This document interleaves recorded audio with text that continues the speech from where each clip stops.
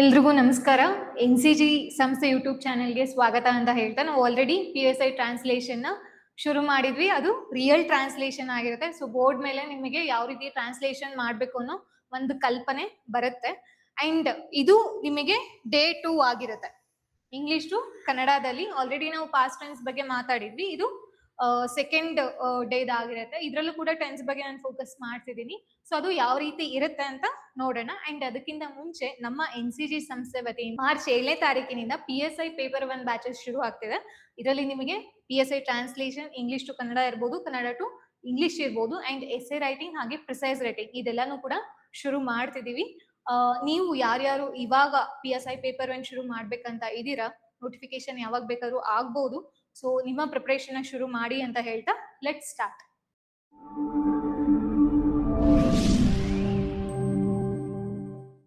She is writing a letter now ಅಂತ ಇದೆ. So last ವಿಡಿಯೋದಲ್ಲಿ ಆಲ್ರೆಡಿ ಡಿಸ್ಕಸ್ ಮಾಡಿದೀವಿ. ಟೈಮ್ ಎಕ್ಸ್ಪ್ರೆಷನ್ಸ್ ಇದೆ, ನೌ ಅಂತ ಇದೆ ಅಂದ್ರೆ ಪ್ರೆಸೆಂಟ್ ಅಂತ. ಸೊ ನಿಮಗೆ ಟೆನ್ಸ್ ಬಗ್ಗೆ ಅವೇರ್ನೆಸ್ ಇರಲೇಬೇಕಾಗತ್ತೆ, ಟೆನ್ಸ್ ಫಾರ್ಮುಲಾಸ್ ಗೊತ್ತಿರ್ಬೇಕಾಗತ್ತೆ. ಅಂಡ್ ಟೆನ್ಸ್ ಅಂದಿದ ತಕ್ಷಣ ಜಸ್ಟ್ ಈ ತರದ್ದಲ್ಲ, ಇಂಟರೋಗೇಟಿವ್ ಇರ್ಬೋದು, ನೆಗೆಟಿವ್ ಇಂಟರೋಗೇಟಿವ್, ಅಲ್ಲಿ ವರ್ಬ್ ಫಾರ್ಮ್ಸ್ ಗಳು ಚೇಂಜ್ ಆಗ್ತಾ ಹೋಗುತ್ತೆ, ಅದ್ರ ಬಗ್ಗೆ ನಿಮ್ಗೆ ಗೊತ್ತಿರ್ಬೇಕು. ಓಕೆನಾ?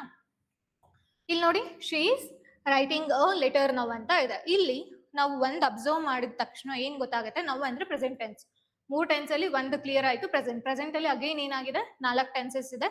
ಸೊ 4 ಟೆನ್ಸಸ್ ಅಲ್ಲಿ ಸಿಂಪಲ್ ಪ್ರೆಸೆಂಟ್ ಆಗಿರೋದಕ್ಕೆ ಚಾನ್ಸ್ ಇಲ್ಲ, ಯಾಕಂದ್ರೆ ING ಫಾರ್ಮ್ ಇದೆ.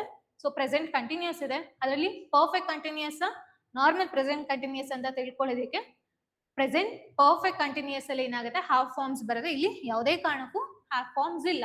ಸೊ ಅದರ ಅರ್ಥ ಏನು, ಪ್ರೆಸೆಂಟ್ ಕಂಟಿನ್ಯೂಸ್ ಟೆನ್ಸ್ ಅಲ್ಲಿ ಇದೆ. ಸೊ ಹಾಗಾದ್ರೆ ಇದ್ರದ್ದು ಒಂದು ಫಾರ್ಮುಲಾ ಬರೆಯೋಣ ನಾವು. Subject am, is, are, VN plus ING plus object. ಇದು ಮಿನಿಮಮ್ ಎಕ್ಸ್ಪ್ರೆಷನ್ ಇರುತ್ತೆ. ಸೊ ಇಲ್ಲಿ ಯಾರು ಸಬ್ಜೆಕ್ಟ್ ಯಾರಿದ್ದಾರೆ, ಶಿ ಇದ್ದಾಳೆ, ಅವಳು. ಅಂಡ್ ಅಗೈನ್ ನಿಮ್ಗೆ ಟ್ರಾನ್ಸ್ಲೇಷನ್ ಮಾಡ್ಬೇಕಾದ್ರೆ ಪಾರ್ಟ್ಸ್ ಆಫ್ ಸ್ಪೀಚ್ ಅಲ್ಲಿ ಪ್ರೊನೌನ್ ಏನ್ ಬರುತ್ತೆ, ಅದರಲ್ಲಿ ಟೈಪ್ಸ್ ಇದೆ. ಸೊ ಟೈಪ್ಸ್ ತುಂಬಾ ಇಂಪಾರ್ಟೆಂಟ್. ಶಿ ಅನ್ನೋದು ಇಲ್ಲಿ ಪರ್ಸನಲ್ ಪ್ರೊನೌನ್ ಆಗುತ್ತೆ.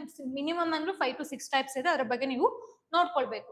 ಶಿ ಅನ್ನೋದು ಏನಾಗುತ್ತೆ ಪರ್ಸನಲ್ ಪ್ರೊನೌನ್, ಹೌದಲ್ವಾ? ಅದು ಸಬ್ಜೆಕ್ಟ್ ಆಗಿದೆ, ಕರ್ತೃಪದ ಆಗಿದೆ. ನಮಗೆ ಕರ್ತೃಪದ ಸಿಕ್ತು. ಹಾಗಾದ್ರೆ ನೆಕ್ಸ್ಟ್ ಹೆಲ್ಪಿಂಗ್ ವರ್ಬ್ ಏನಿದೆ, ಈಸ್ ಇದೆ.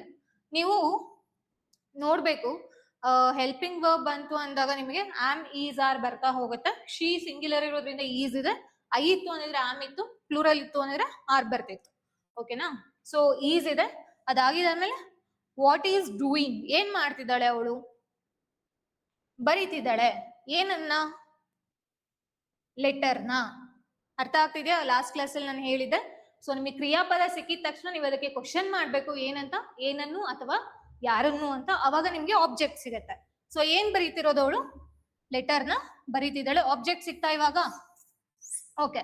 ಸೊ ನಾವು ಅನ್ನೋದೇನಾಯ್ತು, ಟೈಮ್ ಎಕ್ಸ್ಪ್ರೆಷನ್. ನಾನು ಆಲ್ರೆಡಿ ಹೇಳ್ದಂಗೆ ಇದು ಪ್ರೆಸೆಂಟ್ ಕಂಟಿನ್ಯೂಸ್ ಟೆನ್ಸ್ ಅಲ್ಲಿ ಇದೆ. ನಾವು ಇದನ್ನ ಕನ್ನಡ ಕನ್ವರ್ಟ್ ಮಾಡಿದಾಗ ನಮಗೆ ಯಾವ ರೀತಿ ಬರ್ಬೇಕು, ಕರ್ತೃ, ಕರ್ಮ, ಕ್ರಿಯಾ ಬರ್ಬೇಕಾ? ನನ್ ಕನ್ನಡ ಹ್ಯಾಂಡ್ ರೈಟಿಂಗ್ ಅಷ್ಟು ಕಷ್ಟೇ ಇದೆ, ಬಟ್ ಅರ್ಥ ಆಗತ್ತೆ ಅಂತ ಅನ್ಕೊಳ್ತೀನಿ. ಶಿ ಅನ್ನೋದನ್ನ ನಾನು ಅವಳು ಅಂತ ಮಾಡ್ಕೊಳ್ಬೋದಾ? ರೈಟಿಂಗ್ ಅಂದ್ರೆ ಬರೆಯುತ್ತಿದ್ದಾಳೆ, ಕಂಟಿನ್ಯೂಸ್ ಇದೆ ಅಲ್ವಾ? ಪತ್ರವನ್ನು, ಅನ್ನು ಬಂದೇ ಬರುತ್ತಲ್ವಾ, ದ್ವಿತೀಯ ವಿಭಕ್ತಿ ಪ್ರತ್ಯಯ, ಯಾಕಂದ್ರೆ ಕರ್ಮಪದ ನಾವು ಹಾಗೆ ಬಳಸ್ತೀವಿ.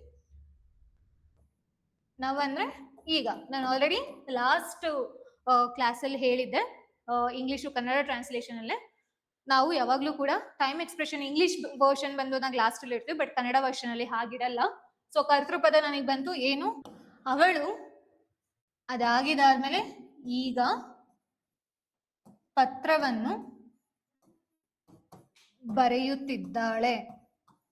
ಓಕೆನಾ? ಕೆಲವೊಂದ್ ಕಡೆ ನಿಮ್ಗೆ ಟೈಮ್ ಎಕ್ಸ್ಪ್ರೆಷನ್ ಕೊಟ್ಟಿರ್ತಾನೆ, ನಾವಂತ ಕೊಟ್ಟಿರ್ತಾನೆ, ಅವಾಗ ಈಸಿಯಾಗಿ ಗೊತ್ತಾಗತ್ತೆ. ಗೊತ್ತಿಲ್ದಲ್ಲ ಇದ್ದಾಗ ನಿಮಗೆ ಗೊತ್ತಿರ್ಬೇಕು. ಈ ಏನು ಫಾರ್ಮುಲಾ ಗೊತ್ತಿತ್ತು ಅಂದ್ರೆ ಮಾತ್ರ ಅದು ಯಾವ ಟೆನ್ಸ್ ಅಲ್ಲಿ ಇದೆ ಅಂತ ಈಸಿಯಾಗಿ ಐಡೆಂಟಿಫೈ ಮಾಡ್ಬೋದು. ಇಲ್ಲಿ ಯೂಶಲಿ ನಾವು ಈ ತರ ಬಳಸೋದಿಲ್ಲ. ಏನು, ಅವಳು ಈಗ ಪತ್ರವನ್ನು ಬರೆಯುತ್ತಿದ್ದಾಳೆ ಅಂತ. ಅವಳು ಪತ್ರವನ್ನು ಬರೆಯುತ್ತಿದ್ದಾಳೆ ಅಂದ್ರೆ ಪ್ರೆಸೆಂಟ್ ಟೆನ್ಸ್ ಅಲ್ಲೇನೆ ಆಗುತ್ತೆ. ಸೊ ಇದು ಫ್ಲೋ ನಮಗೆ ಸ್ವಲ್ಪ ಸಿಗೋದಿಲ್ಲ. ಬಟ್ ಟ್ರಾನ್ಸ್ಲೇಷನ್ ಬಂತು ಅಂದಾಗ ನಾವು ಅನ್ನೋದು ಹಾಕ್ಲೇಬೇಕು ಅಂದಾಗ ಈಗ ಅನ್ನೋದು ಅಲ್ಲೇ ಬರುತ್ತೆ. ಅವಳು ಪತ್ರವನ್ನು ಬರೆಯುತ್ತಿದ್ದಾಳೆ ಈಗ ಆತರ ಬರೋದಿಲ್ಲ. ಓಕೆನಾ. ಸೊ ಲಾಸ್ಟ್ ಕ್ಲಾಸ್ ಅಲ್ಲಿ ನಾವು ಹಾಗೆ ಬರೆದ್ವಿ ಅಲ್ವಾ, ಲಾಸ್ಟ್ ಕ್ಲಾಸ್ ಅಲ್ಲೂ ಹಾಗೆ ಮಾಡಿದ್ವಿ ಅಲ್ವಾ, ಅದು ಕೂಡ ಇದೇ ತರ ಆಗಿರತ್ತೆ. ಸೊ ಹಾಗಾದ್ರೆ ಇಲ್ಲಿ ಕೀ ಟೇಕ್ಅವೇಸ್ ಏನೇನಿದೆ ಅಂತ ನೋಡೋಣ. ರೈಟಿಂಗ್ ನೀಡ್ಸ್ ಆಬ್ಜೆಕ್ಟ್, ಹೌದಲ್ವಾ, writing what a letter. Next, so write is a transitive verb, ಹೌದಲ್ವಾ. ಸೊ ರೈಟ್ ಅನ್ನೋದು ಅದು ಸಕರ್ಮಕ ಕ್ರಿಯಾಪದ, ರೈಟ್ ಅನ್ನೋದು ಸಕರ್ಮಕ ಕ್ರಿಯಾಪದ ಆಗಿರುತ್ತೆ.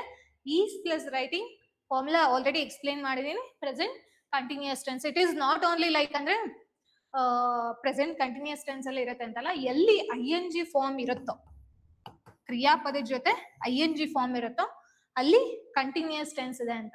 ಓಕೆನಾ, ಅದು ಪಾಸ್ಟ್ ಆದ್ರೂ ಆಯ್ತು, ಪ್ರೆಸೆಂಟ್ ಆದ್ರೂ ಆಯ್ತು, ಫ್ಯೂಚರ್ ಆದ್ರೂ ಆಯ್ತು. ನೀವು ಇಲ್ಲಿ ಈಸ್ ಬಂದಿರೋದು ಅದು ಪ್ರೆಸೆಂಟ್ ಟೆನ್ಸ್ ಹೆಲ್ಪಿಂಗ್ ವರ್ಬ್ ಆಗಿರೋದ್ರಿಂದ ಅದು ಪ್ರೆಸೆಂಟ್ ಟೆನ್ಸ್ ಆಗಿದೆ. ಪಾಸ್ಟ್ ಟೆನ್ಸ್ ಆಗಿರೋ ವಾಸ್ ಬರ್ತಿತ್ತು. ಓಕೆನಾ, ಸೊ ಅಷ್ಟೇ ಡಿಫ್ರೆನ್ಸ್, ಏನು ಜಾಸ್ತಿ ಡಿಫ್ರೆನ್ಸ್ ಇರೋದಿಲ್ಲ. ಅಂಡ್ ಹೋಮ್ವರ್ಕ್ ಬಂತು ಅಂದಾಗ ನಿಮಗೆ ನೋಡಿ ಇವೆರಡಿದೆ, ಎರಡೂ ಕೂಡ ನೋಡಿ ಅಗೇನ್ ಪ್ರೆಸೆಂಟ್ ಕಂಟಿನ್ಯೂಸ್ ಟೆನ್ಸ್ ಅಲ್ಲೇ ಇದೆ. He is reading a book now, they are playing outside. ಓಕೆನಾ, ಸೊ ಈ ಸೆಂಟೆನ್ಸ್ ಏನಿದೆ ಅದನ್ನ ನೀವು ಟ್ರಾನ್ಸ್ಲೇಷನ್ ಮಾಡಿ ಕಮೆಂಟ್ ಸೆಕ್ಷನ್ ಅಲ್ಲಿ ಯಾರ್ಯಾರು ಟ್ರಾನ್ಸ್ಲೇಷನ್ ಮಾಡ್ತೀರಾ ಅಂತ ನೋಡ್ತೀನಿ. ಹಾಗೆ ಪೇಪರ್ 1 ಗೆ ಸಂಬಂಧಪಟ್ಟಂಗೆ ನಿಮ್ಗೆ ಏನಾದ್ರೂ ಡೌಟ್ಸ್ ಗಳಿತ್ತು ಅಂದ್ರೆ ದಯವಿಟ್ಟು ಇನ್ಸ್ಟಿಟ್ಯೂಷನ್ ಕಾಂಟ್ಯಾಕ್ಟ್ ಮಾಡಿ ಅಂತ ಹೇಳ್ತಾ, and Kannada to English translation ಕೂಡ ಹಾಗೆ ನಿಮ್ಗೆ ಪ್ಯಾರಲಲ್ ಆಗಿ ರನ್ ಆಗ್ತಿದೆ. ಇದಕ್ಕೆ ಸಂಬಂಧಪಟ್ಟ ಹಾಗೆ ಏನಾದ್ರು ಡೌಟ್ಸ್ ಗಳಿದ್ರು ಕೂಡ ನೀವು ಇನ್ಸ್ಟಿಟ್ಯೂಷನ್ ಕಾಂಟ್ಯಾಕ್ಟ್ ಮಾಡಬಹುದು. Thank you for this and will see you in the next session. Thank you.